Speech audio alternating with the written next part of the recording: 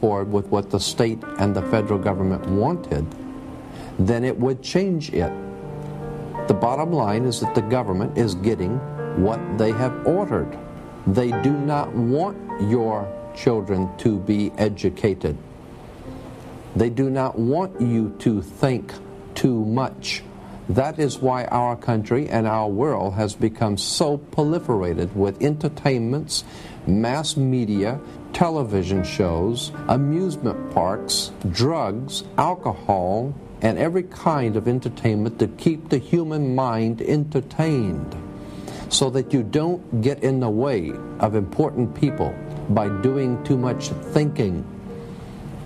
You had better wake up and understand that there are people who are guiding your life and you don't even know it. We're in a lot of trouble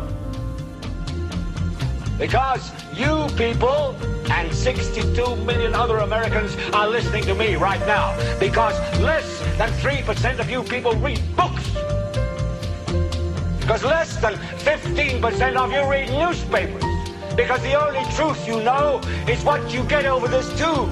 Right now, there is an entire generation that never knew anything that didn't come out of this tube. This tube is the gospel, the ultimate revelation. This tube can make or break presidents, popes, prime ministers. This tube is the most awesome goddamn force in the whole godless world. And woe is us if it ever falls into the hands of the wrong people. And when the largest company in the world controls the most awesome goddamn propaganda force in the whole godless world, who knows what shit will be peddled for truth on this network. So you listen to me. Listen to me. Television is not the truth. Television is a goddamn amusement park. Television is a circus, a carnival, a traveling troupe of acrobats, storytellers, dancers, singers, jugglers, sideshow freaks, lion tamers, and football players. We're in the boredom-killing business. But you people sit there day after day, night after night, all ages, colors, creeds. We're all you know. You're beginning to believe the illusions we're spinning here. You're beginning to think that the tube is reality and that your own lives are unreal. You do whatever the tube tells you. You dress like the tube. You eat like the tube. You raise your children like the tube. You even think like the tube. This is mass madness, you maniacs. In God's name, you people are the real thing. We are the illusion. The last thing the men behind the curtain want is a conscious, informed public capable of critical thinking, which is why a continually fraudulent zeitgeist is output via religion, the mass media, and the educational system. They seek to keep you in a distracted, naive bubble, and they are doing a damn good job of it. In 2005, an arrangement between Canada, Mexico, and the United States was made. This arrangement, unannounced to the public, unregulated by Congress, merges the United States, Mexico, and Canada into one entity, erasing all borders. It's called the North American Union, and you might want to ask yourself why you've never heard of this. In fact, there is only one mainstream reporter who's actually heard of and has had the courage to cover this issue. The Bush administration's open borders policy and its decision to ignore the enforcement of this country's immigration laws is part of a broader agenda. President Bush signed a formal agreement that will end the United States as we know it, and he took the step without approval from either the U.S. Congress or the people of the United States. It's a deal that few have even heard of. It's being done again by very few people at the very top on behalf of the investment class, but the working class of people, political officials across our country, from communities, from cities and so forth, they don't know anything about this. This isn't some trade agreement. It is a total removal of sovereignty from these countries, which will also result in a completely new currency called the Amero. Fall.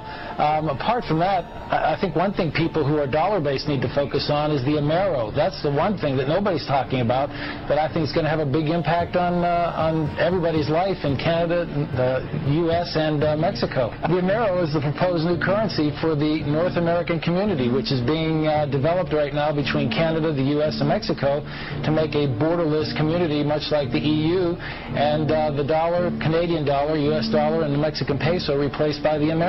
By default of this agreement, the American Constitution will eventually be obsolete. You would think that a situation like this would be on the cover of every major newspaper.